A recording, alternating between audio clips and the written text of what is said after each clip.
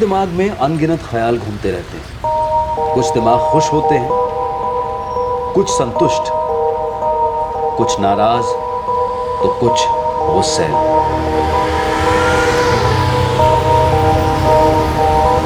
क्या किसी का चेहरा पढ़कर उसके दिमाग का हाल पता लगाया जा सकता है?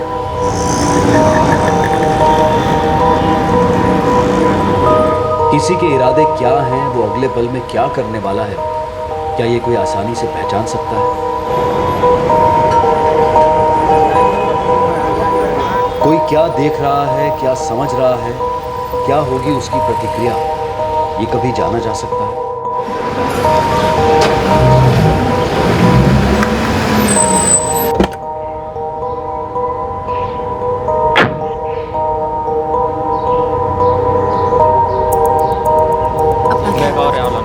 ना भूले मुझे रोज फोन कर।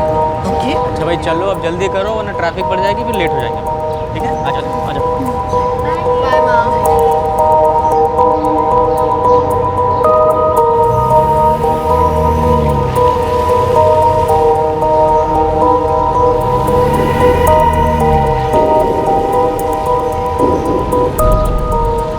उस साधारण से चेहरे के दिमाग में क्या ख्याल चल रहे थे, क्या इरादा था उसका, कितनी नफरत, कितना लालच था उसके अंदर, कोई अनुमान नहीं लगा सकता था।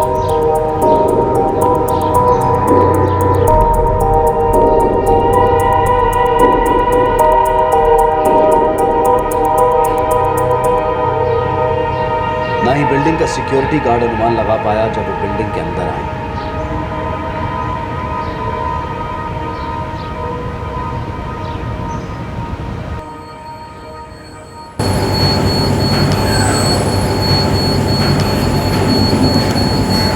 किसी को कोई भनक नहीं लगी जब उन्होंने दरवाजे पर दस्तक दी।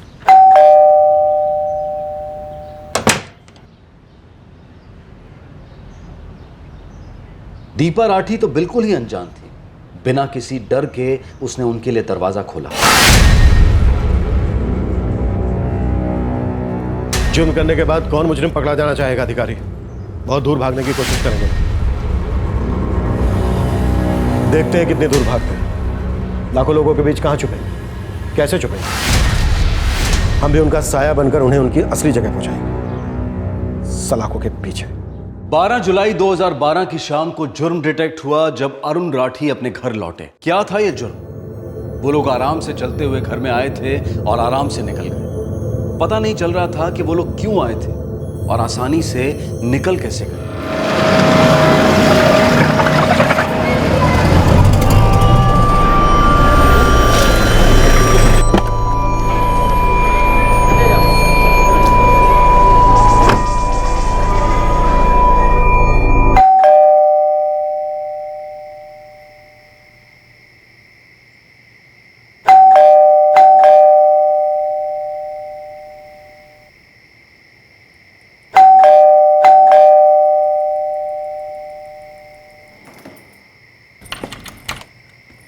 दीपा पूरा घर अंधेरा किया हुआ।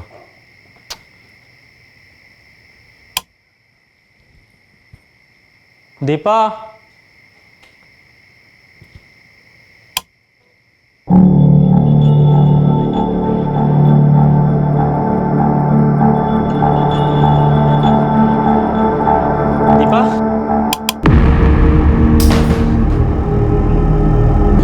दीपा दीपा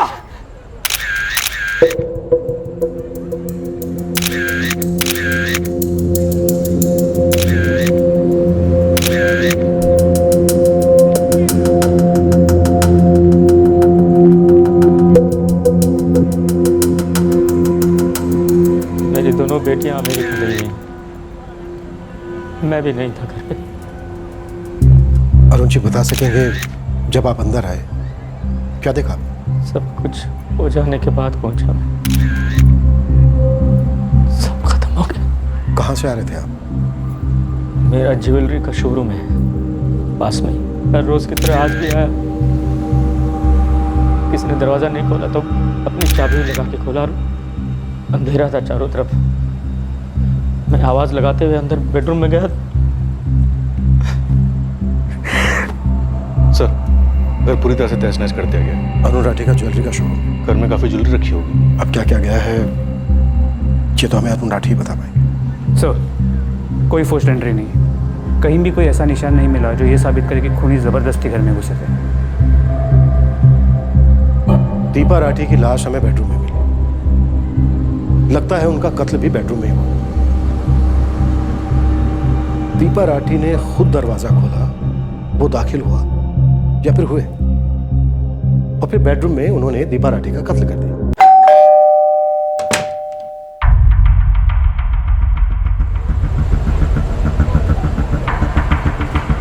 साहब, मेरी ड्यूटी शाम 6 बजे की थी। जब से मैं आया मैंने किसी को भी राठी साहब के घर जाते हुए नहीं देखा। शाम 6 बजे से पहले भी राठी साहब के घर किसी की एंट्री नहीं दिखाई दी। ऐसा क्यों? अगर तुम शाम के 6 बजे ड्यूटी पर आए तो दिन में ड्यूटी किसकी थी? साहब, मेरे से पहले विश्वास पारखी की ड्यूटी थी।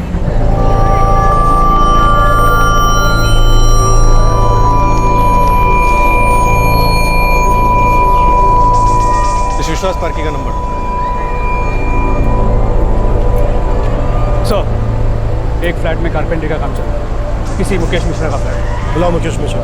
काम तो चल रहा है सर, लेकिन आज मिस्त्री लोगों की छुट्टी थी, कोई नहीं आया फ्लैट पर सर। रजिस्टर में कीकम की कल की एंट्री दिखाई। ये है ना सर, फ्लैट नंबर 401। ये मेरे वर्कर्स की एंट्री है सर उनके आने का और उनके जाने का दोनों की एंट्री है सर। अरविंद, सुभाष और राम, ये तीनों ही हैं और भी हैं? नहीं सर, बस ये 3 ही है। सर, पुरानी बिल्डिंग है, सीसीटीवी कैमरा नहीं है। सर, ये डे शिफ्ट वाला वॉचमैन विश्वास पार्की, इसके फोन की रिंग जा रही है लेकिन ये उठा नहीं रहा। घर से उठा लो सर, और साथ में तीनों कारपेंटर्स। सर, घर के दरवाजे पर कोई फोर्स एंट्री के निशान नहीं, मतलब राठी परिवार का कोई जान पहचान वाला है या फिर थे, या फिर कोई ऐसा जिसका बिल्डिंग में खूब आना जाता। हाँ बेटा, जो भी पहली फ्लाइट मिले पकड़ के चले आओ। हाँ ठीक है, तुम मेरी चिंता मत करो, मैं अपना ध्यान रख लूंगा। अरुण जी, ऐसा कौन हो सकता है जो आपकी गैर हाजिरी में आपके घर आ सकता है और आपकी पत्नी उसको अंदर आने दे सकती है? देखिए, आपके घर के मेन दरवाजे पर फोर्स्ड एंट्री के कोई निशान नहीं। इसका मतलब यह है वो जो भी था आपकी पत्नी उसे जानती थी, उन्होंने दरवाजा खोला और उसे अंदर आने दिया।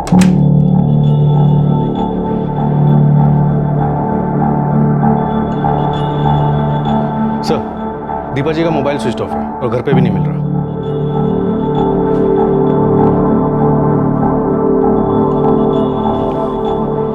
कुछ समझ में नहीं आ रहा है मुझे, कुछ सोच भी नहीं पा रहा हूं। मुझे विश्वास ही नहीं हो रहा है कि मेरी बीवी दीपा अब नहीं रही।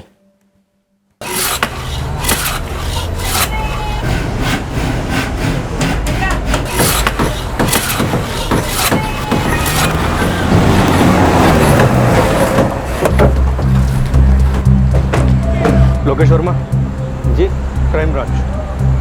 जी सर, क्या हुआ? तुम्हारे मिस्त्री अरविंद, सुभाष और राम कहाँ हैं? सर, ये तीनों सुबह से यही काम कर रहे हैं, पूरा दिन यहीं पर थे। हमें मुकेश जी के लिए कुर्सियाँ और बेड बनाना है।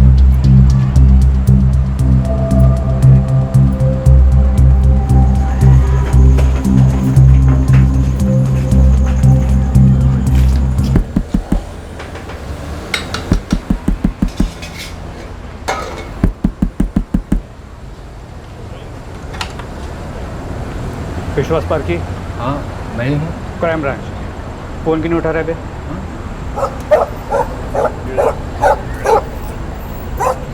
साइलेंट पर रखकर सो गया था सर। तेरी बिल्डिंग में कत्ल हुआ और तू फोन साइलेंट पर रख के सो। कत्ल? क्या बोल रहे हैं सर? किसका? विश्वास पार्की। अरुण राठी के फ्लैट में कोई गया और उस आदमी की एंट्री तेरे रजिस्टर में नहीं। उसने वहां दीपा राठी का कत्ल किया, उनका घर लूटा, और वो आदमी तू है। नहीं साहब, मैंने तो नहीं तो तेरा कोई दोस्त होगा जिसको तूने बिल्डिंग में आने दिया, ये कांड करने दिया, फिर तेरी ड्यूटी बदली और प्रकाश आ गया ड्यूटी पर। साहब, मैं बहुत छोटा मामूली आदमी हूँ, ईमानदारी से अपनी ड्यूटी करके पेट पालता हूँ, फिर मैं क्यों खून करूँगा? खून तो हुआ है पार्की, घर भी लूटा गया। तूने नहीं किया, तेरे किसी दोस्त ने नहीं किया, तो फिर वो आदमी कौन था जिसको तूने रजिस्टर में बिना एंट्री किए राठी के एक फ्लैट में जाने दिया? हाँ साहब, वो रुपेश तोमर आया था दोपहर के 2:30 बजे के आसपास।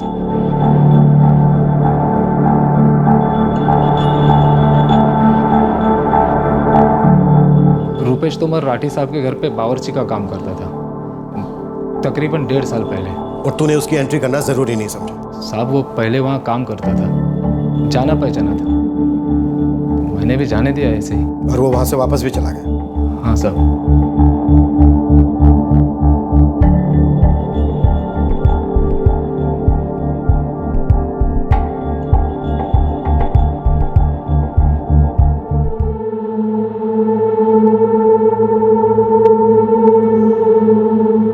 पारखे, कहीं ऐसा तो नहीं है कि तू हमें कोई मनगढ़ंत कहानी सुना रहा है? गरीब हूँ, पागल नहीं हूँ जो आपसे झूठ बोलूँगा, वो भी खून के केस में।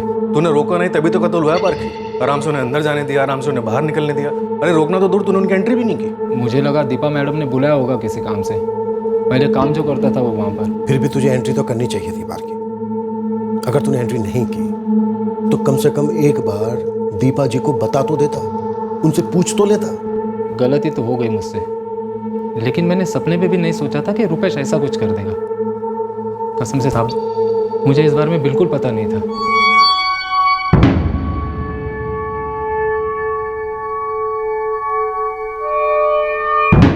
अगर विश्वास पारखी ने बावर्ची रुपेश तोमर और उसके दोस्तों की रजिस्टर में एंट्री भी करवाई होती तो क्या उनके इरादे किसी के भी दिमाग में रजिस्टर होते?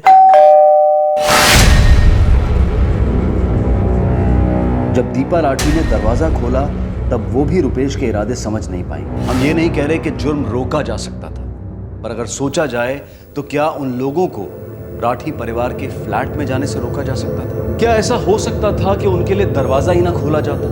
क्या अतीत की दस्तक सुनी जानी चाहिए थी? वो अतीत जो समय की धुंध में इतना ओझल हो गया था कि पीड़ित का पति अरुण राठी ये समझ ही नहीं पा रहा था कि उस घर का एक पुराना बावर्ची घर में क्यों लौटा। लेकिन उसे तो हमने 1.5 साल पहले निकाल दिया था नौकरी से। वो लौटा क्यों? और अगर लौट के आया भी तो दीपा ने अंदर क्यों आने दिया? इस सवाल का जवाब तो आप ही दे सकते हैं अरुण जी।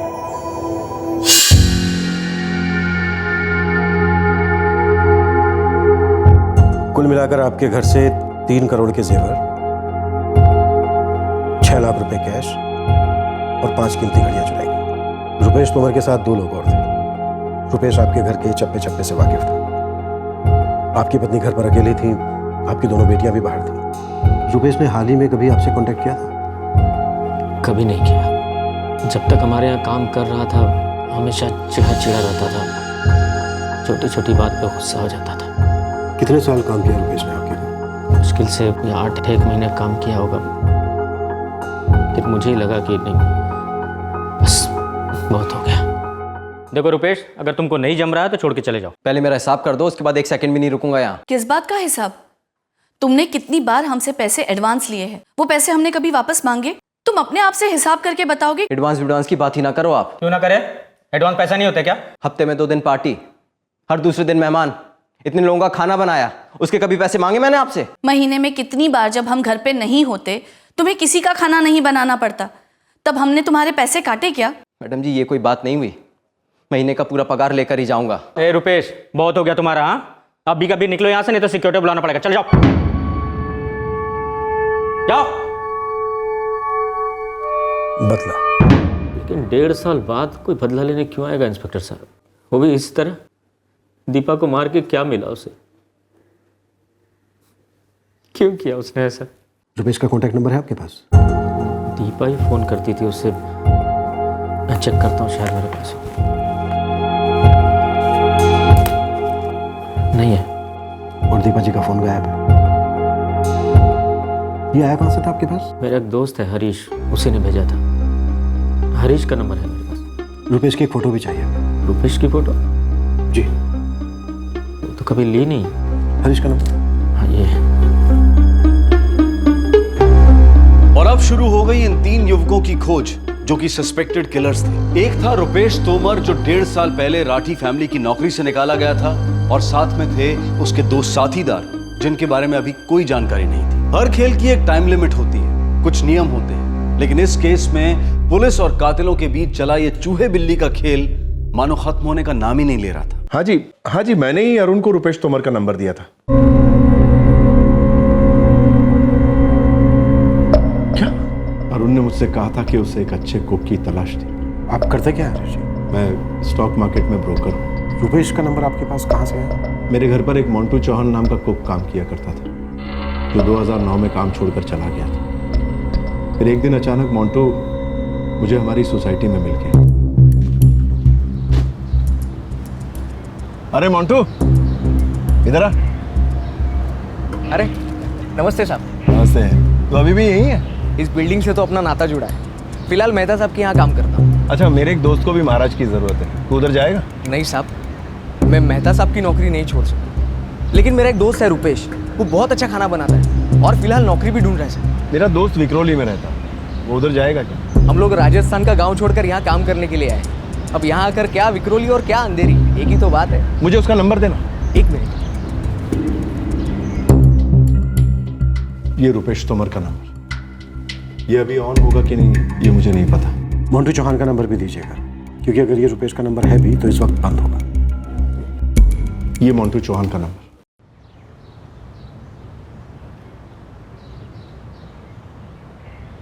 सर, मैं एयरपोर्ट के लिए निकल जाऊँ? अरे हाँ, प्रियंका और तानिया के फ्लाइट का टाइम हो गया, जल्दी चलो।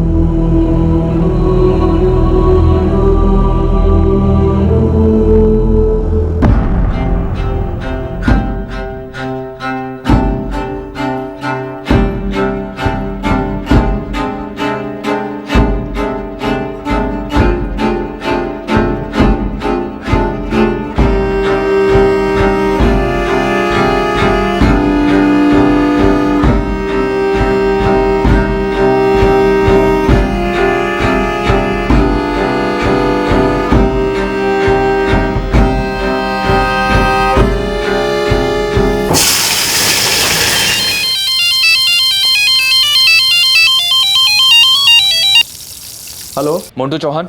आप कौन? पुलिस। रुपेश तोमर को जानते हो? जानता हूँ, मतलब दोस्ती नहीं है, जानता था कभी। हम उसे ढूंढ रहे हैं और इस बारे में हमें तुमसे बात करनी है।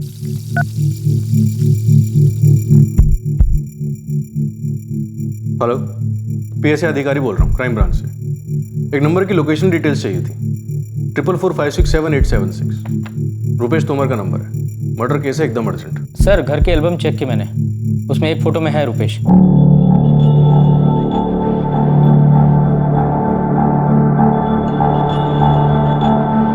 रुपेश तोमर के फ़ोन रिकॉर्ड्स को स्कैन किया, 2 नंबर्स के साथ तो लगातार टच में रहा है। मर्डर और लूट के टाइम पे रुपेश के साथ 2 लोग थे। जिन 2 लोगों के साथ वो लगातार टच में था, वो ललित सिंह और पंकज सोलंकी। सर, दोनों के नंबर बंद आ रहे हैं, और ये ललित सिंह और पंकज सोलंकी दोनों के नंबर राजस्थान के, जैसे इस रुपेश तोमर का नंबर है। स्विच ऑफ होने से पहले तक की तीनों की लोकेशन टैप करते हैं। मैं इस रुपेश तोमर से ऐसे ही टकरा गया था। अच्छा, ऐसे ही? कहाँ टकरा गया था ऐसे ही? राजस्थान के धौलपुर जिले के सरनपुर गांव का रहने वाला है ये रुपेश। मेरा गांव भी उसी के बगल में पड़ता है। वो यहाँ काम ढूंढ रहा था।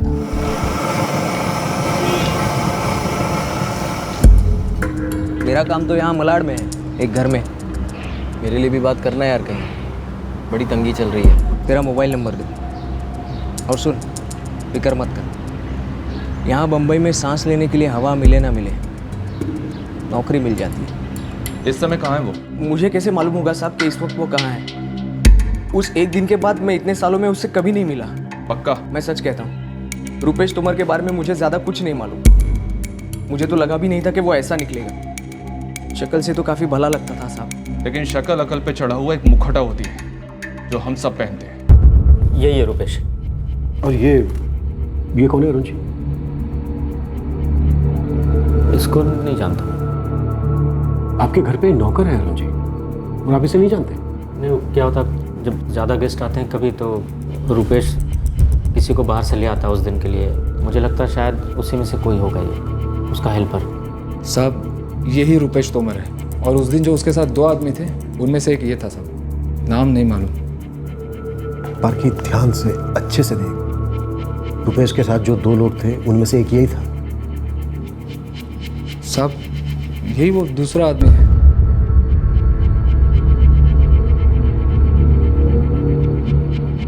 और तीसरा कौन था? नहीं मालूम साहब। जिन 2 नंबर्स के साथ रुपेश टच में रहा है वो नंबर्स किसी ललित सिंह और पंकज सोलंकी के।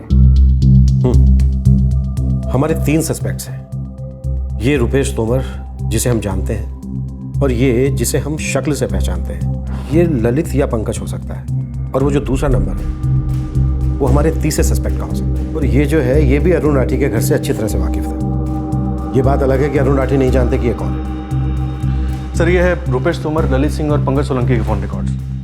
सर इन तीनों के फ़ोन 12 जुलाई को दोपहर 4 बजे स्विच ऑफ हुए और 12 जुलाई दोपहर को ही क्राइम भी हुआ था सर। फोन स्विच ऑफ होने से पहले की लोकेशन क्या है? बिकरौली सर, जहां मिस्टर राठी रहते हैं। सर तीनों के एड्रेसेस राजस्थान के हैं। मंटू चौहान ने बताया था ये रुपेश राजस्थान के धौलपुर जिले का रहने वाला है। गांव का नाम सारनपुर है। सर बाकी दोनों के एड्रेसेस भी सेम है, जिला धौलपुर, गांव सारनपुर। सर ये ललित और पंकज के फोटोग्राफ्स हमें उनके सिम कार्ड फॉर्म से मिल जाएंगे।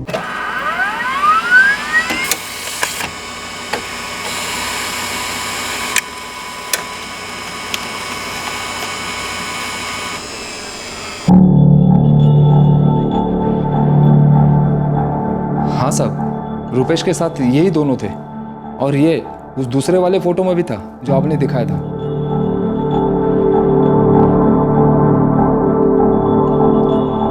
रुपेश तोमर, ललित सिंह, पंकज सोलंकी, इन तीनों ने ही आपकी मिसेस दीपा जी का कत्ल किया है और आपका घर लूटा। इस बात की पूरी संभावना है कि इन लोगों को पहले से मालूम था कि दीपा जी इनको अकेली मिलेंगे। दीपा जी की तरफ से किसी तरह की कोई झड़प नहीं हुई है। सरप्राइज अटैक हुआ होगा। विक्टिम ने एक्सपेक्ट भी नहीं किया होगा कि ऐसा कुछ हो सकता है। चांसेस हैं कि उन तीनों के पास हथियार थे, छुरे। रुपेश, रुपेश ये क्या कर रहे हो? ये क्या कर रहे हो तुम? चिल्लाई भी नहीं हुई और गला कटने के बाद रिपीटेड स्टैबिंग सुनी। एक बात समझ में नहीं आ रही है, दीपा ने दरवाजा खोला ही क्यों? दीपा जी को उनके इरादों के बारे में मालूम नहीं होगा, फिर भी दीपा जी को उनको घर के अंदर नहीं लेना चाहिए था। लेकिन 1.5 साल बाद क्यों लौटा? पैसों की खुशबू सालों तक रहती है अरुण जी। उन 8 महीनों में जब वो आपके यहाँ काम कर रहा था, उसने सब कुछ देखा होगा। क्या कहाँ पर रहता है, क्या आता है, क्या जाता है, कैश, जेवर, कीमती चीजें। तो आपका मतलब है कि उनकी प्लानिंग तब से चल रही थी? पॉसिबिलिटी तो है। जब हम उन तीनों को धर लेंगे तो पूरी तस्वीर सामने आ जाएगी। क्या हुआ, कैसे हुआ, उनके इरादे, उनकी प्लानिंग, लूट के साथ उन्होंने क्या किया। रुपेश तोमर, ललित सिंह और पंकज सोलंकी, इन तीनों के अलावा इस केस में और कोई संदिग्ध नहीं था और इन तीनों तक पहुंचना एक मुश्किल पहाड़ साबित हुआ। पुलिस ने क्या नहीं किया, शहर के हर एग्जिट रूट को सील किया, हर कांटेक्ट, हर लिंक का इस्तेमाल किया, लेकिन यह केस एक ऐसा केस साबित हुआ जहां क्रिमिनल्स मानो अदृश्य हो गए, हवा हो गए। जोशी, कदम, तुम दोनों राजस्थान के लिए रवाना हो जाओ तुरंत। अपने साथ बेस्ट टीम लेकर जाओ। सर। अधिकारी, इन तीनों के साथ किसी का कोई दूर दूर का भी रिश्ता हो, दोस्ती का, दुश्मनी का, सबको अंदर लो। सर।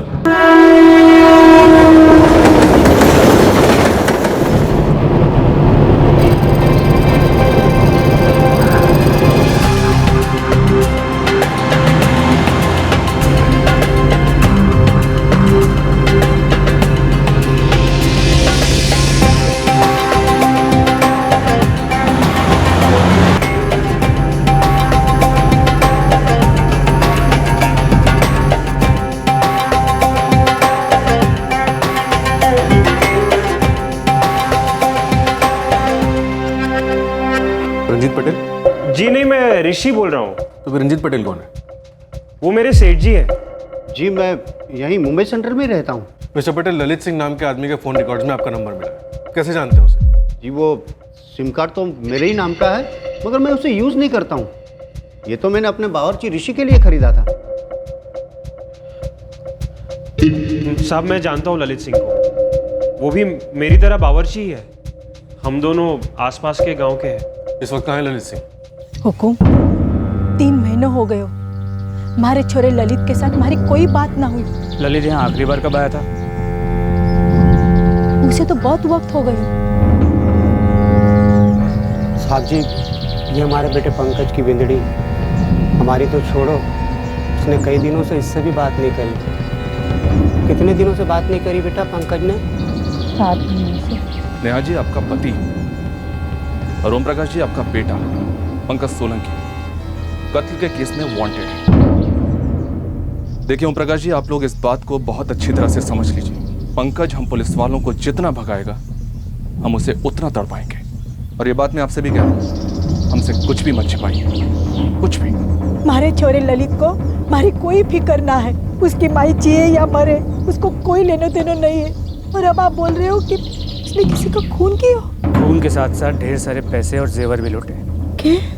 तो अगर वो आपको कहीं मिलता है या उससे बात होती हमें ज़रूर बताइए, उसी में सबकी भलाई हो। साहब, ललित को जानता हूँ, मगर ये पंकज और रुपेश कौन है पता नहीं साहब। ललित है कहाँ इस वक्त? पता नहीं साहब, फोन पे ही बात होती। क्यों, मिलते नहीं थे? महीनों से नहीं मिले साहब। हम दोनों आसपास के ही गांव के हैं। मुंबई साथ में ही आए थे 1.5 साल पहले। ट्रेन में हम दोनों एक ही डिब्बे में थे, सो थोड़ी बहुत जान पहचान हो गई। कोई खास दोस्ती नहीं है साहब। ललित काम कहाँ करता है? थाने में किसी आशीष गुप्ता के यहाँ काम करता है। मेरी तरह खाना बनाता है वहाँ पे। इस आशीष गुप्ता के घर का पता है तुम्हारे पास? नहीं साहब, पता तो नहीं मालूम, मगर मैं आपको ले जा सकता हूँ। मैं एक बार ललित से मिलने गया था वहाँ पे। हुकुम, रुपेश 4 महीने पहले आया था, जब उसकी बिन्नी शिल्पा की तबीयत खराब थी।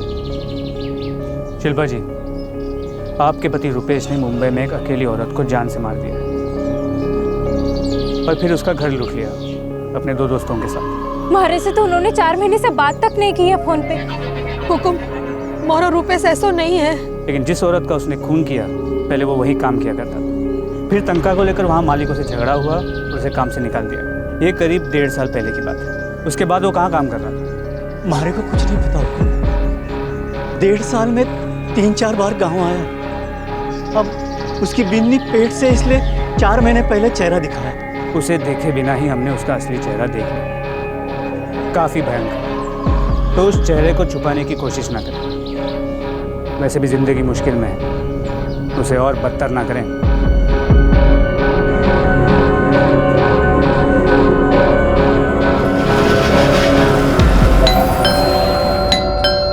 सर, ललित पिछले 6 महीने से हमारे यहाँ खाना बनाता था। फिर अचानक बिना कुछ बोले 2 हफ्ते पहले वो काम छोड़कर चला गया। ललित यहीं रहता था? जी नहीं, दोपहर में खाना बनाने आता था और फिर शाम को, फिर उसके बाद अपने घर चला जाता था। फिर अचानक से 2 हफ्ते पहले उसने काम पर आना बंद कर दिया। अब तो फोन भी नहीं उठाता। हम लोगों को इतनी तकलीफ हुई, बताकर भी नहीं गया। ऊपर से हम लोगों ने रिप्लेसमेंट भी नहीं ढूंढी थी। आपसे पहले वो कहाँ काम करता था? आप लोग टच में कैसे आए उसके? वो ऋषि है ना, जिसका जिक्र आपने किया, वो पहले इसी कॉलोनी में एक घर में काम करता था। तो उससे मैंने एक दिन बोला कि कोई खाना बनाने वाला हो तो बताओ। तो उसने ललित को हमारे पास भेज दिया।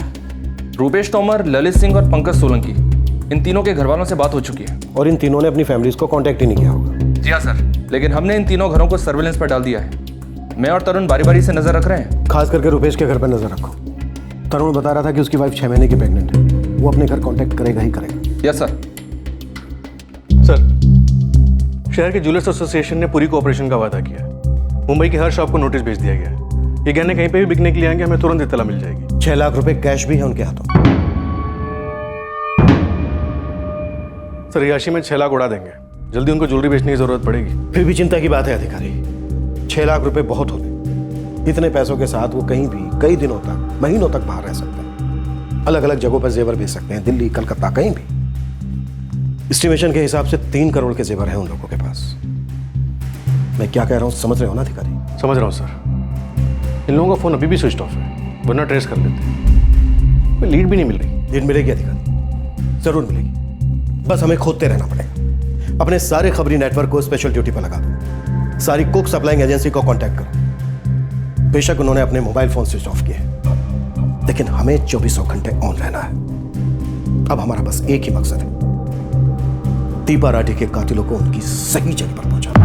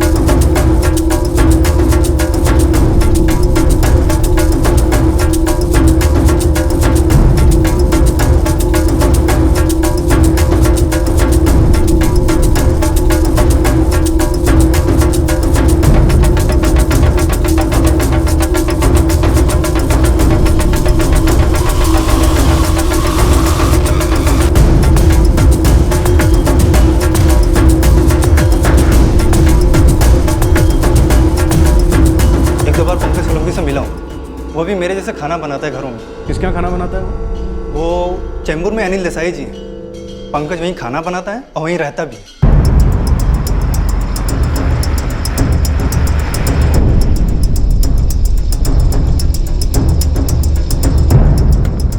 सर 2 हफ्ते पहले पंकज अपना सामान लेकर यहाँ से गुल हो गया। मैंने उसे बहुत सारे फ़ोन किए मगर मेरे एक भी फ़ोन का उसने जवाब नहीं दिया। पंकज को आपने किसके कहने पर रखा था? सी विंग में सीना साहब रहते हैं, उसके वहाँ पे कुक काम करता है गौरव, उसके थ्रू मैं पंकज को मिला। सच बोल रहा हूँ साहब, मुझे नहीं मालूम कहाँ गया पंकज। मैंने तो उसे कई बार फ़ोन ट्राई किया, फिर अनिल जी को सामने से बोला नहीं लौटेगा शायद। तो इस वक्त कहाँ है पंकज, या कहाँ हो सकता है? मुझे नहीं मालूम साहब, वो मेरे गांव का है, राजस्थान का। पता है हमें, लेकिन वो राजस्थान में अपने गांव अभी तक पहुंचा नहीं है। हमें सर्विलेंस बिल्कुल भी ढीली नहीं होने देनी है। टीम्स बदलते रहो। हो सकता है उनको शक हो गया हो हमारे बार बार उन्हीं लोगों को देखते हुए, और हो सकता है उन तीनों की फैमिलीज को किसी ने इन्फॉर्म कर दिया हो, और उन तीनों की फैमिलीज ने हमारे टारगेट्स को। हमें पीछे नहीं हटना है, बिल्कुल भी नहीं। जी सर, नहीं हटाएंगे। 3 दिनों में टीम चेंज करेंगे। वैसे यहाँ के सबसे माहिर खबरियों को काम पर लगा दिया हमने सर। पूरे जिले में लुकआउट ऑर्डर है, रेलवे स्टेशन, बस स्टॉप, हर जगह। गुड, प्रेशर बनाए रखो। 1 सेकंड की भी चुप नहीं होनी चाहिए मनोज। क्लियर? सर, इस गौरव से तो कुछ भी हाथ नहीं लगा। राजस्थान से भी कोई पॉजिटिव लीड नहीं अधिकारी। कहाँ गायब हो गए थे? सर, अभी तक 116 बावर्चियों से पूछताछ की, 9 प्लेसमेंट एजेंसीज को टैप किया। पूरा का पूरा खबरी नेटवर्क डबल टिप के वादे पे काम कर रहा है। हमारी तलाश को 4 हफ्ते हो चुके हैं, लेकिन कुछ भी हाथ नहीं लगा। 3 छोटे मोटे क्रिमिनल्स ऐसे जिनका कोई पिछला क्रिमिनल रिकॉर्ड नहीं, उनके लिए मुंबई छिपने के लिए बहुत बड़ी जगह है। 2 करोड़ से ज्यादा की आबादी है अधिकारी। सर, अगर उन्होंने मुंबई छोड़ दिया हुआ तो अब तो और मुश्किल है। इतना अच्छा सर्विलेंस सिस्टम है रेलवे स्टेशन पर, चेक नाका पर, बस स्टेशन पर, हर जगह, लेकिन फिर भी वो कहीं ना कहीं छिप सकते हैं। ज्वेलरी बेचे जाने की भी कोई खबर नहीं है सर। हमारे रडार से बाहर बेची गई होगी। तब तो हमें अपना रडार और दूर तक फैलाना होगा अधिकारी। 3 लोग आते हैं, एक अकेली औरत की निर्दयता के साथ हत्या करते हैं, उसका घर लूटते हैं और फिर हवा हो जाता है। ये सही है कि लोगों के दिमाग में क्या पनप रहा होता है ये किसी को नहीं पता, लेकिन अधिकारी इस वक्त हमारी नाक के नीचे एक संगीन इरादा सफल हुआ है। हमें पता है क्रिमिनल्स को, फिर भी वो अधिकारी, हमें अपनी तलाश हर दिन हर घंटे और मजबूती से बढ़ानी है, और आई एम श्योर हमारी ये तलाश अपनी मंजिल तक पहुंचेगी जरूर। जुर्म और मुजरिम कानून से ऐसे तो नहीं बच सकते। तीनों संदिग्ध फरार थे और 1 महीने की कड़ी से कड़ी तलाश के बावजूद उनका साया तक नजर नहीं आ रहा था। क्या ये तीनों कभी पकड़े जाएंगे, या फिर ये तीनों किसी ऐसी जगह छुपे हुए थे जहां पर कानून के लंबे हाथ भी छोटे पड़ जाते? इन तीनों मुजरिमों के पास सबसे शक्तिशाली और खतरनाक हथियार था, पैसा। पैसा सिर्फ हथियार नहीं बल्कि वो मास्टर चाबी है जो न जाने कितने दरवाजे खोल सकता है और हमेशा के लिए बंद भी कर सकता है। पर क्राइम ब्रांच इनके पीछे हाथ धोकर पड़ गई थी। इन तीनों आरोपियों से संबंधित हर किसी से पूछताछ की जा रही थी, लेकिन पुलिस इन तीनों क्रिमिनल्स की तरफ 1 इंच भी आगे नहीं बढ़ पाई थी। इन तीनों का कोई क्रिमिनल रिकॉर्ड नहीं था। ये तीनों आम लोग थे, नौकरी की तलाश में मुंबई आए युवक थे जो गांव में अपने परिवार वालों को पैसा भेजना चाहते थे। लोगों के घरों में खाना बनाकर पैसा कमा रहे थे, और फिर ये तीनों इतना संगीन जुर्म कर बैठे। पुलिस ने उनके अतीत का हर पन्ना फाड़ लिया था, लेकिन उनके वर्तमान का एक भी वाक्य, एक भी शब्द ना तो नजर आ रहा था और ना ही सुनाई दे रहा था। लेकिन पुलिस की नजरें करीबी भविष्य पर टिकी थीं, जहां उन्हें ये तीनों सलाखों के पीछे नजर आ रहे थे, और इस लक्ष्य को पूरा करने के लिए वो अपनी पूरी ताकत जुटा रहे थे। लेकिन ये कोई आम चोर पुलिस का चेज नहीं था। जैसे जोत से जोत जलती है, वैसे इस केस में भी एक सुराग कई और सुरागों पर रोशनी डालता, लेकिन हर सुराग एक अंधेरी सुरंग में जा मिलता। पलड़ा पूरी तरह से आरोपियों का भारी था, और पुलिस की ना तो चित थी और ना ही पट। आखिरकार 2 महीने की तलाशी बामशक्कत के बाद क्राइम ब्रांच ने सफलता की पहली बूंद चखी।